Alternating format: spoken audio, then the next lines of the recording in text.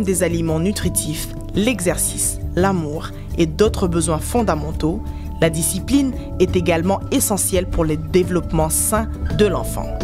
Sans discipline, les enfants découvriront en retard qu'il est difficile de se contrôler, respecter les autres ou de coopérer avec ses pairs. L'échec dans la discipline des enfants emmène souvent à des enfants qui sont malheureux, en colère et qui éprouvent même du ressentiment.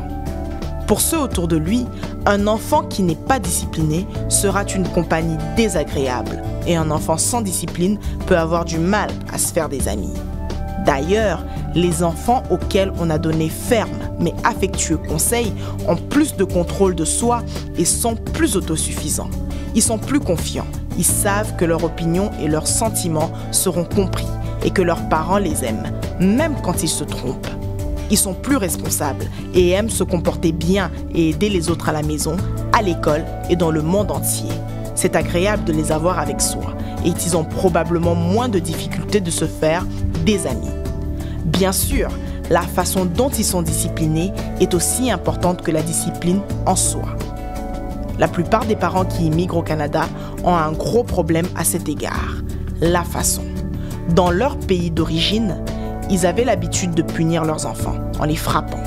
Puisqu'ici la loi ne le permet pas, ils se trouvent en difficulté et finissent par perdre le contrôle total sur leurs enfants. Chaque parent veut que son enfant apprenne de ses erreurs et ne les répète pas. Mais comment est-ce possible sans les fesser un peu? Souvent, nous assimilons le terme discipline avec punition. Mais ceci vient en fait d'un mot latin, disciplina, qui signifie l'enseignement ou l'apprentissage. Les enfants en réalité peuvent apprendre de leurs erreurs simplement en leur enseignant ou leur donnant les instructions pour adopter un meilleur comportement. Pas de fessée impliquée. La punition n'enseigne pas à l'enfant comment faire le bon choix. En fait, les enfants continueront à avoir ce mauvais comportement puisqu'ils savent que de cette façon, ils attirent l'attention. Alors oui, il est possible de cesser de les frapper. Gardez vos mains derrière votre dos, vos ceintures serrées autour du pantalon, parce qu'il est temps d'apprendre une autre façon de faire. N'oubliez pas ces 3 choses simples. D'abord, remplir le panier d'attention. Les enfants ont besoin d'attention, pure et simple. Si nous ne remplissons pas le panier d'attention avec de l'attention positive, les enfants chercheront tout genre d'attention qu'ils peuvent obtenir, même celle négative, car pour un enfant, de l'attention négative est mieux qu'un manque d'attention. Passez 10 minutes 1 ou 2 fois par jour avec chaque enfant. Jouez à un jeu qu'ils ont appris à l'école, ou lisez leur livre préféré, ou encore allez au zoo avec eux. Cette manière positive et proactive d'obtenir l'attention de vos enfants va certainement les faire coopérer et avoir un comportement plus positif. Ensuite, trouvez du temps pour leur éducation. La vie est occupée pour tous et trouver du temps dans votre horaire frénétique peut parfois être quasi impossible. Mais prenez cela comme un investissement.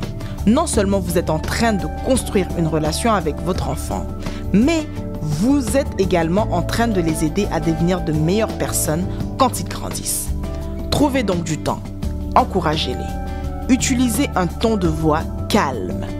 Applaudissez-les après qu'ils aient fait un acte positif, aussi petit qu'il soit.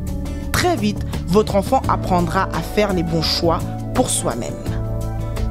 Et enfin, fixez les limites et respectez-les. Les enfants font tout leur possible quand ils ont une structure et connaissent leurs limites. Soyez clairs sur les règles de base et ce qui se passe quand quelqu'un les enfreint. Mais assurez-vous que la discipline soit liée à la mauvaise conduite. Par exemple, s'ils oublient d'enlever leur plat après le dîner, ils doivent charger et décharger le lave-vaisselle ou nettoyer leur chambre parce qu'ils n'ont pas fait leur devoir à temps. Encore plus important, être cohérent et constant.